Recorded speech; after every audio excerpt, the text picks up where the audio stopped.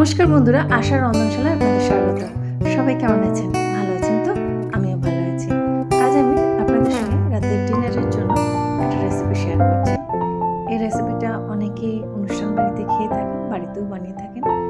আমার রান্নাটা একটু ভিন্ন ধরনের, আপনাদেরটা কেমন কমেন্ট করে জানাবেন। প্রথমে আমি 1 কাপ কাবুলি চানা 7-8 ঘন্টা ভিজিয়ে রেখেছিলাম রাত্রিরে।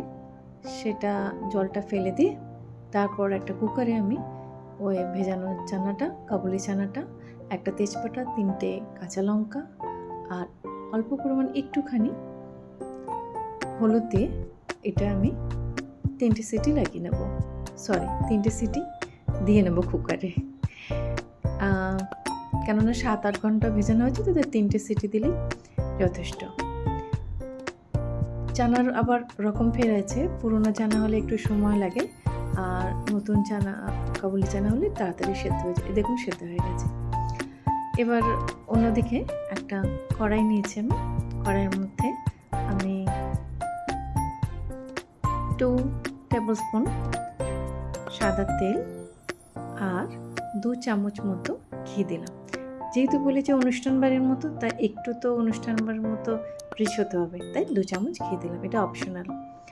1 চামচ মতো আমি গোটা জিরে ফোড়নে দিলাম যখন তেল ও ঘিটা গরম হয়ে যাবে, আর একটা তেজপাতা, 1 টুকরো দালচিনি, 2টো লবঙ্গ আর 2টো ফাটানো এলাচ ফোড়নে দিলাম। ফোড়ন থেকে যখন সুগন্ধ বেরোনো শুরু হবে, তখন আমি 2টো মিডিয়াম সাইজে পেঁয়াজকে ছোটো ছোটো করে কেটে নিয়েছি, সেটাকে আমি ভেজে নিচ্ছি। খুব বেশি ভাজার দরকার নেই। আর অন্যদিকে একটা ফ্রাইং প্যানে আমি 1 চামচ মতো, 1 টিস্পুনের থেকেও কম ঘি দিয়ে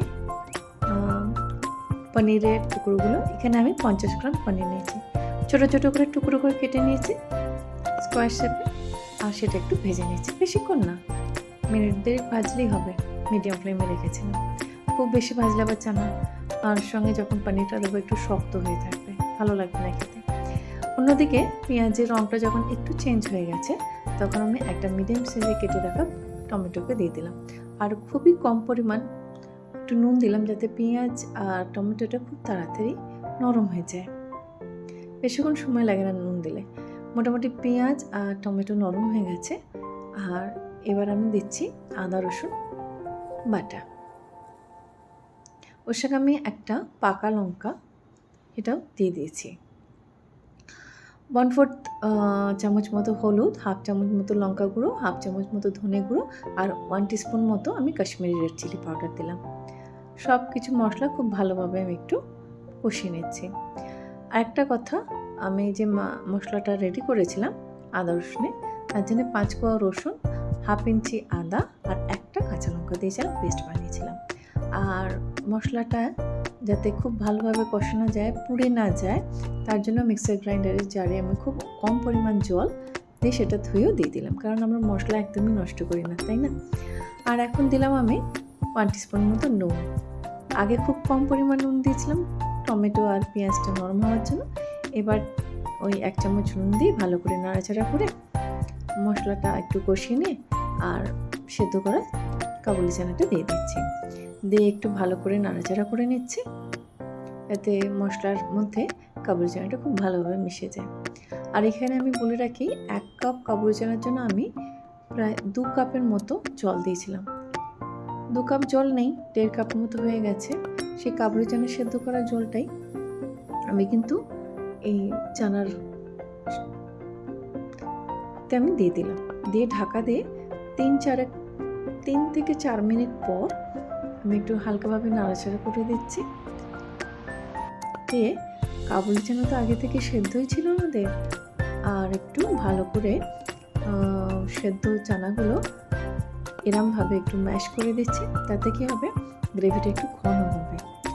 আর অন্যদিকে আমি ভেজে রাখা পনিরটাও দিয়ে দিলাম, আর দিলাম চানা মশলা, চানা